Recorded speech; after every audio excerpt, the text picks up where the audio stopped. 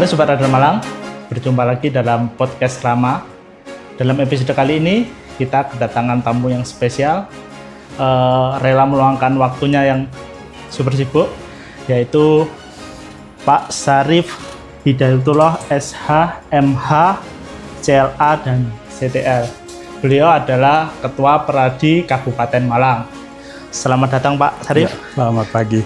Terima kasih dengan waktunya super sibuk, dengan mau meluangkan waktu ke sini Pak. Oke. Dalam episode kali ini kita akan membahas banyak hal, khususnya terkait karirnya beliau yang yang go internasional lah ibaratnya udah seperti itu, dan juga banyak melakukan aksi-aksi dalam hukum yang luar biasa. Oke, seperti itu. Pak Syarif, untuk membuka perbincangan kali ini, kenapa Pak dulu kok jenengan ingin menjadi advokat Pak? Apa sih Pak yang mendorong jenengan untuk terjun di dunia ini gitu loh Pak? Di Bima kan mungkin kalau kebanyakan orang, kalau banyak tahu ya Pak, mungkin lebih suka sepak bola atau olahraga lain gitu loh Pak. Iya. Kenapa itu Pak? Iya. Saya ini termasuk produk lama. Produk lama. Waktu itu orientasi kita tuh lulus sekolah itu jadi pegawai negeri. Ya. Hanya saja waktu itu peluang saya untuk jadi pegawai negeri itu saya harus pulang ke Bima.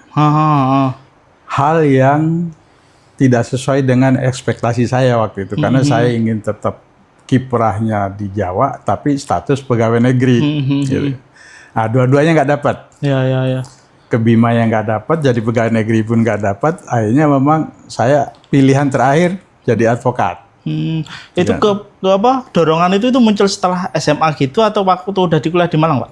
Setelah kuliah, di saat kuliah. Jadi saya waktu itu memang baca referensi teman-teman advokat yang sudah senior itu. Kok saya lihat peluang penegakan hukum dan lain-lain, termasuk peluang untuk membangun ekonomi keluarga, itu bagus di advokat itu. Advokat.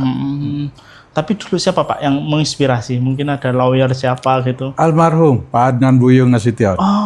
Iya. Karena melihat track recordnya gitu atau?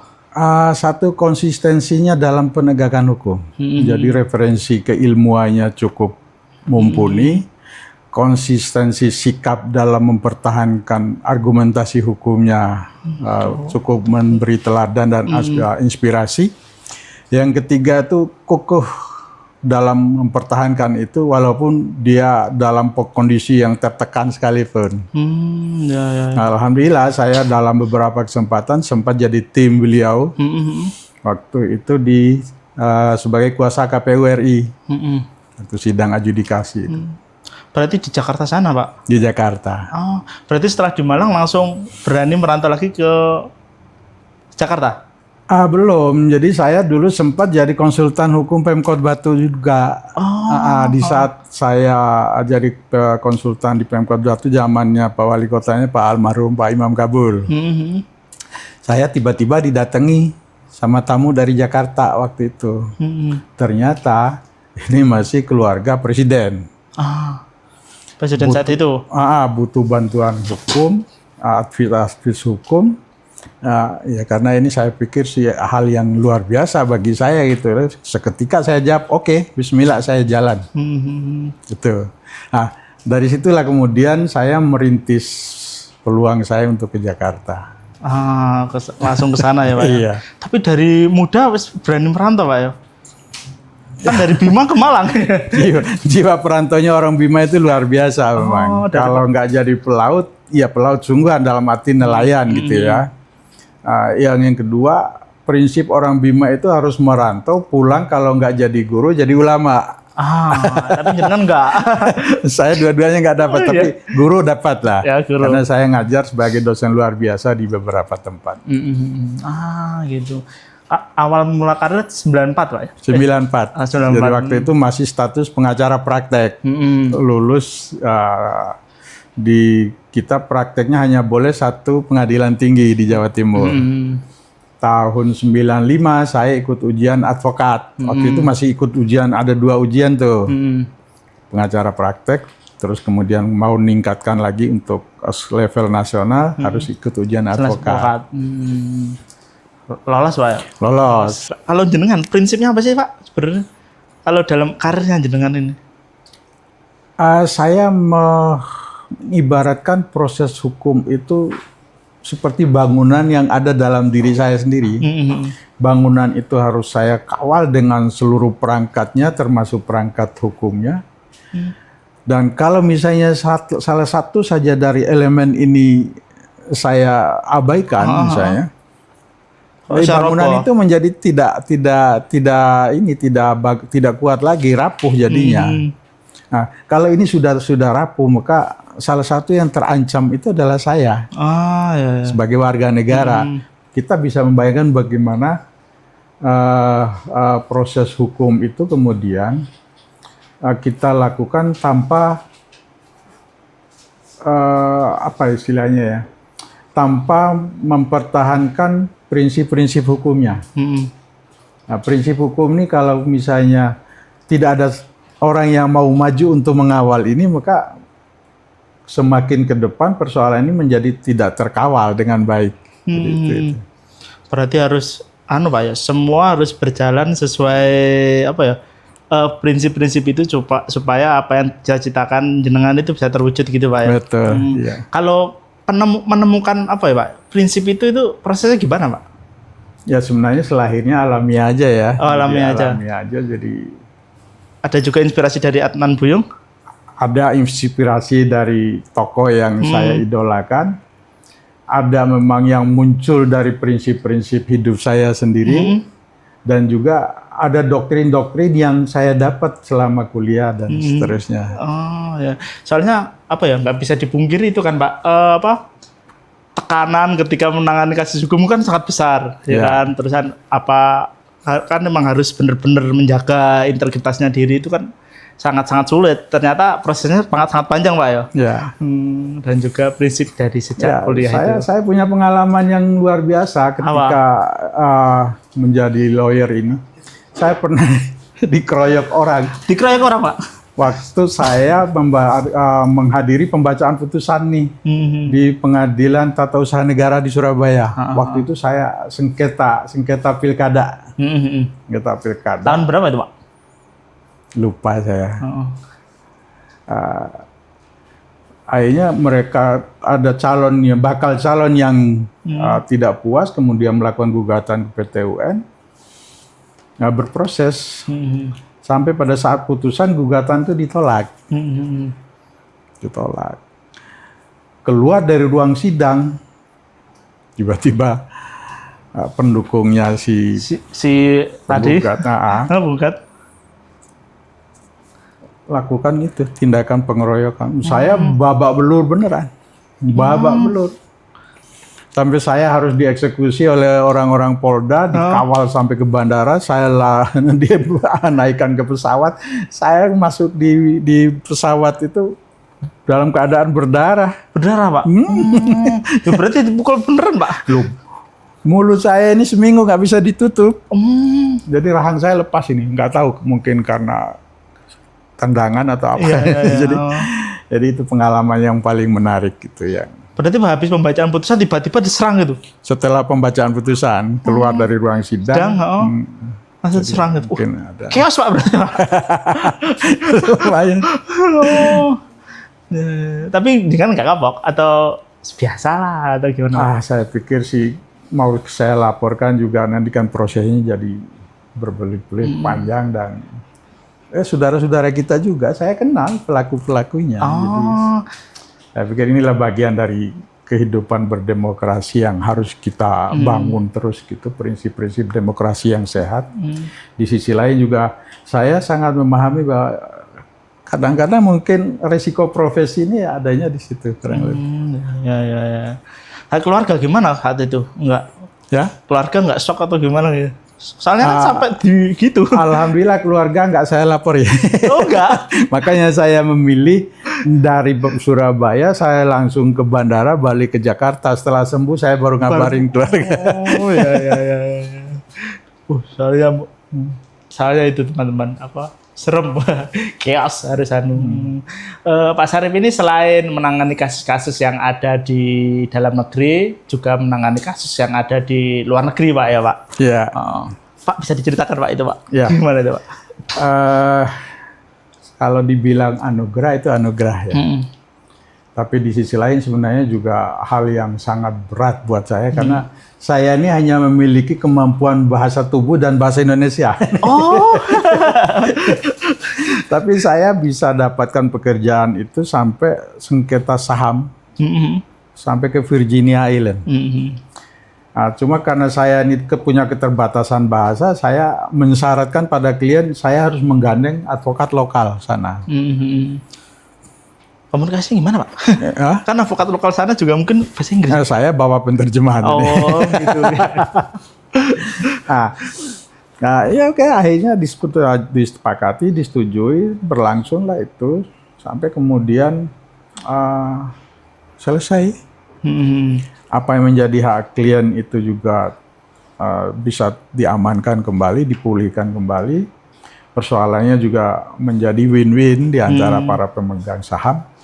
Begitu juga ketika saya menangani yang di Singapura. Nah, Singapura itu gimana, Pak? Sama, jadi sengketa saham juga. Sebuah perorangan atau perusahaan, Pak, itu, Pak? Perusahaan. Ya. Ya.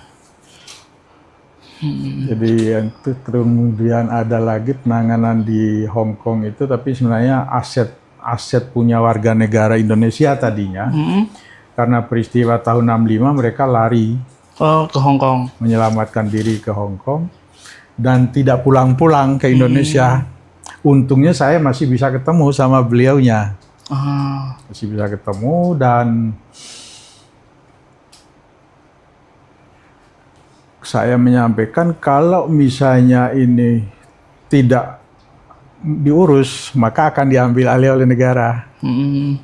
Sementara masih ada saudara-saudaranya di Indonesia yang juga berharap itu bisa kembali ke mereka selaku ahli waris. Terjadilah itu dan dipulihkan. Prosesnya itu sulit atau gimana, Pak?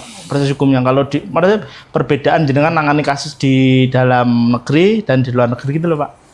Ya, satu hal yang saya pikir sih yang paling berbeda terasa gitu ya. Di luar negeri itu nggak ada namanya ngelobi atau upaya-upaya intervensi, nggak ada. Kita pure hukum.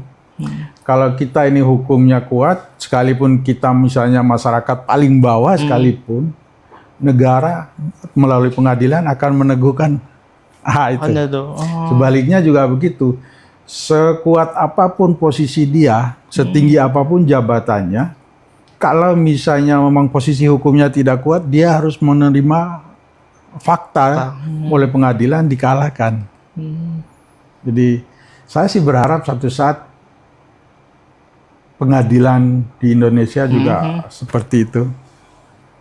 Jadi kita selalu dalam posisi yang memperjuangkan hak-hak ini semata-mata karena hukum, bukan karena hal-hal yang lain. Berarti cerita di sana kayak dikeroyok nggak mungkin ada, Pak ya? Oh, saya sih optimis. Dan ini memang kita ini on the track. Kita sedang dalam proses menuju ke sana. Dan memang walaupun jalannya mungkin tersendat-sendat, tapi saya yakin satu saat kita akan sampai juga pada suasana proses peradilan seperti yang di negara-negara lain tadi saya sampaikan. Kalau dari kacamata Pak Syarif, pekerjaan rumahnya apa sih, Pak, kalau pengetasan hukum di Indonesia itu? Pekerjaan rumahnya begini, sebenarnya kan persoalan hukum itu kan persoalan yang harus berangkat dari diri sendiri dulu. Kalau kita merasakan sakitnya dicubit, jangan pernah untuk berusaha mencubit orang lain. Ini.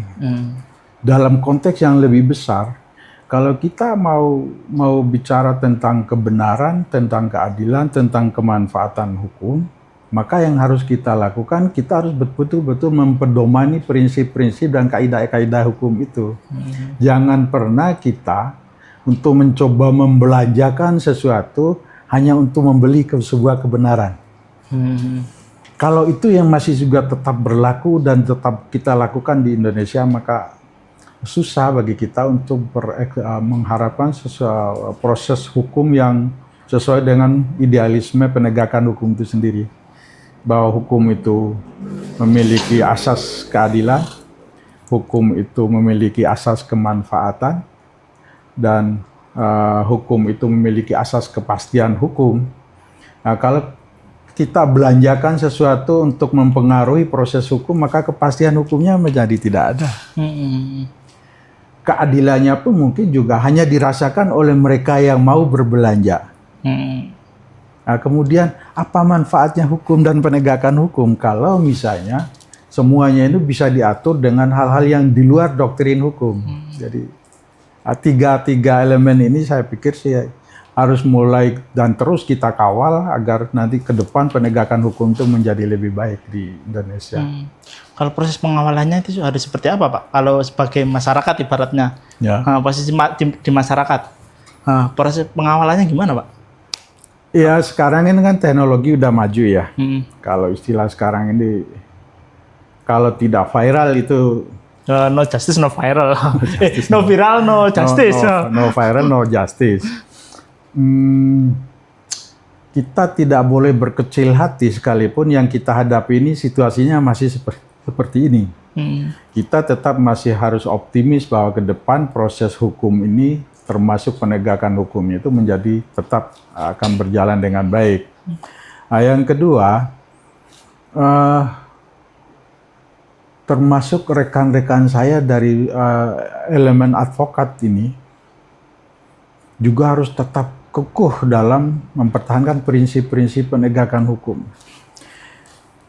Jangan ada lagi advokat itu seolah-olah ada di kasta terbawah dalam proses penegakan hukum di antara para penegak hukum yang lain. Prinsip kesetaraan harus tetap dipertahankan. Bahwa hakim, jaksa, polisi, pengacara adalah 4 elemen penegak hukum yang posisinya setara.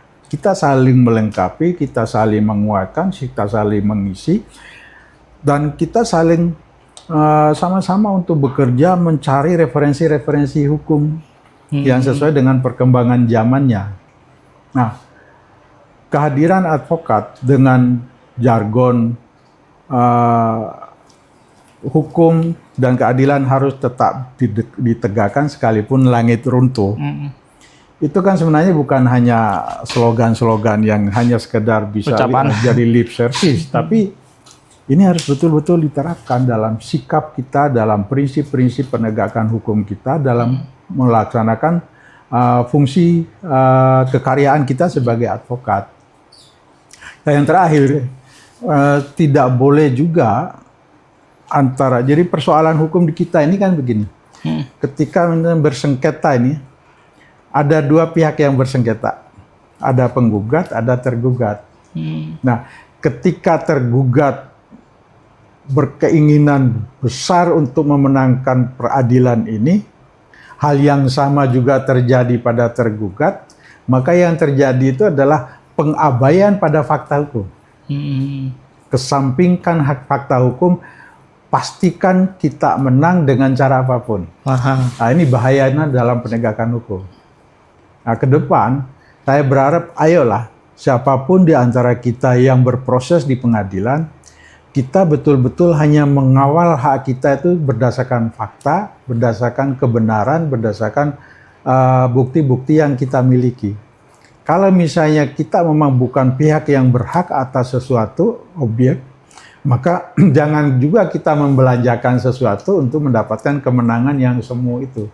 Saya sangat meyakini karena di Indonesia ini ada 3 tahap proses peradilan biasa, itu pengadilan negeri, pengadilan tinggi, dan kasasi. Bahkan bisa ditambah dengan upaya hukum luar biasa, peninjauan kembali. Sekalipun kita membelanjakan sesuatu di pengadilan tingkat pertama dan kedua misalnya, masih ada garda terakhir yang mengawal penegakan hukum ini di tingkat kasasi dan peninjauan kembali. Maka kesia-siaan itulah yang nanti akan dihadapi oleh siapapun yang mencoba berbelanja dalam arti. Tanda kutip ya, Pak? Iya. Berarti KB harus itu, Pak, ya, saling mendukung untuk menciptakan keadilan itu dalam hukum. Betul. Berarti nggak hanya tugas advokat aja atau tugas gitu Pak berarti? Tugas bersama sebenarnya. Iya. Jadi kolaboratif antara dalam arti yang positif ya, antara hakim di pengadilan, jaksa di pengadilan, pengacara yang sedang beracara di pengadilan, termasuk klien-klien kita sebagai prinsipal yang sedang memperjuangkan haknya di pengadilan, itu harus satu sikap, satu visi bahwa hukum hanya bisa ditegakkan berdasarkan bukti-bukti yang ada. Jadi jangan pernah lagi berpikir untuk melakukan penegakan hukum untuk mengejar keadilan semu dengan cara membelanjakan sesuatu. Ya. Penting uangnya disimpan aja ya. Kamu mesti jangan belanja yang lain aja, belanja sayuran mungkin. Oke. Pak lah, kalau prediksi jenengan untuk menciptakan kondisi hukum yang seperti itu butuh waktu berapa lama Indonesia ini? Tergantung sih Pak. Kalau saya sih satu periode kepemimpinan sekarang misalnya, saya mengamati sekarang ini sedang dalam semangat yang bagus untuk penegakan hukum itu.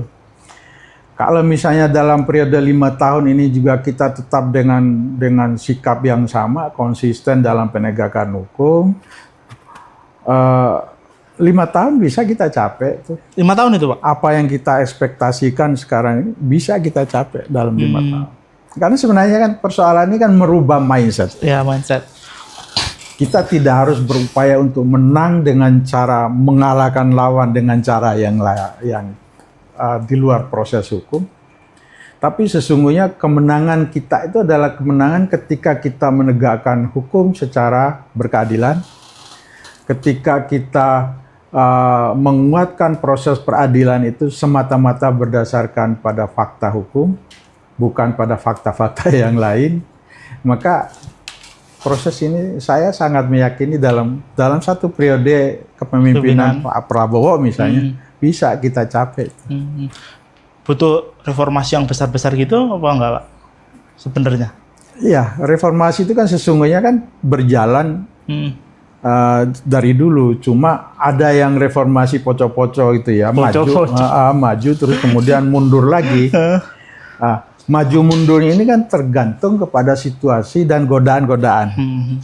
Kalau kita memiliki satu konsistensi sikap untuk mempertahankan proses hukum ini sesuai dengan tracknya, maka proses itu menjadi lebih baik. Tapi kalau kita misalnya masih juga terbelenggu oleh intervensi pihak lain, maka yang terjadi ya seperti itu. Maka pilihannya adalah kita tanggalkan seluruh itu, kebiasaan-kebiasaan yang lama itu, kemudian kita berproses dengan cara yang baru, betul-betul berdasarkan pada fakta hukum, betul-betul berdasarkan pada doktrin-doktrin hukum, maka saya meyakini proses itu menjadi sangat mudah dan tidak butuh waktu lama. Pak, sebagai Ketua DPC Pradi Kabupaten Malang, mungkin ada pesan Pak untuk advokat-advokat muda gitu-gitu yang baru merintis karirnya gitu Pak? Ya,